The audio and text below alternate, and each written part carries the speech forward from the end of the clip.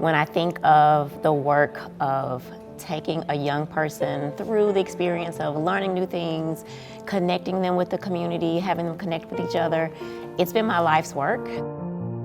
It's more than teaching English, it's more than teaching them how to write, but for me it's been about helping to produce good citizens, good people who will go out into the world and do good things. It's been my heart's work and my life's work, and it's the best career ever.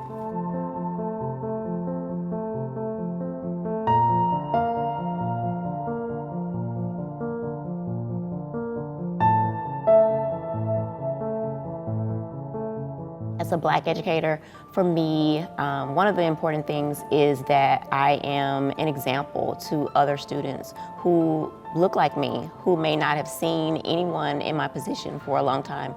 I've had students come to me in 11th grade and they've never had a Black teacher before. And so I want them to know that it's a great profession, and I want to be an advocate for them and to help them advocate for themselves, to think about when things don't feel right, know when to speak up. And so I'm always looking for those things that can be done better to support them, to serve them. Representation in the classroom is almost non-existent for a person of color. As a literature teacher, what I often found year after year is that we were reading the writing of white men only, older white men, dead white men, and nothing current, nothing that I could relate to personally, nothing that my students could relate to. And so there's this concept that I love called windows and mirrors. Rudine Sims Bishop is a Black librarian who coined that metaphor.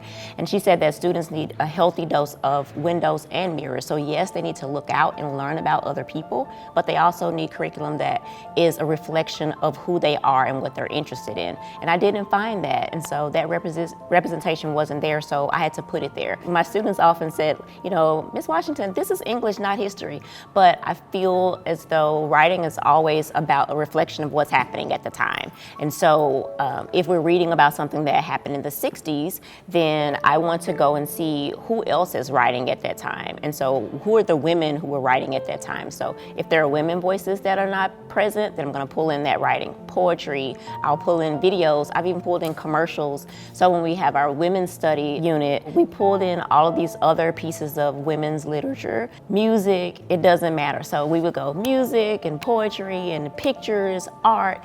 I love to pull in the writers of the Harlem Renaissance. I just go on a search, have the kids go on a search, and we fill in the gaps. There isn't often enough career advancement in the field. Sometimes people don't want to be principals. I never wanted to be a principal. Not that there's anything wrong with being a principal, but that for me wasn't what I wanted to do. And so I had to find a way to support my kids and also support teachers in a way that they could support other kids. And so I looked for those opportunities that would allow me to do that. I'm so grateful for mentors who told me that, you know, you have a knack for showing other people how to do the work. And so maybe you should do a workshop. Maybe you should do a speech. Maybe you can help create this unit.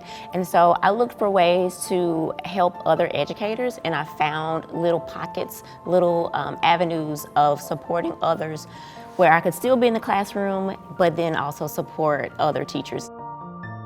For me, it was my 3rd year of teaching. My principal noticed some things that I was doing that he thought was unique. I don't even remember what they all were, but he said, you know, we have this in-service coming up, and this time I want to do something different. We're inviting these people in, but I also want some of that to come from you all. I want you to do some workshops for each other. And he's like, could you do one?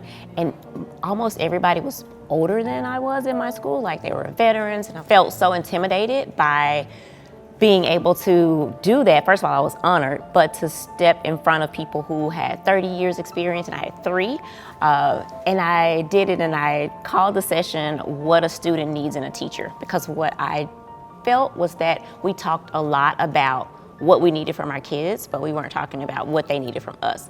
So I made a whole session about that, and it went over well to my surprise, and I was like, I've been bitten by the bug. At the bottom of all of my stationery, I have teach until the taught become teachers. And that doesn't mean like necessarily as a profession, but that they have learned it so deeply that they can then teach someone else. When you have a student who has been reluctant to speak or reluctant to write or reluctant to work in groups, finally do that and feel confident enough to do that because the classroom feels safe for them. I love it when they become teachers. They don't have to all become teachers, but when they come into the field and love it and then say that something in their experience with me prompted that, that is such an amazing feeling.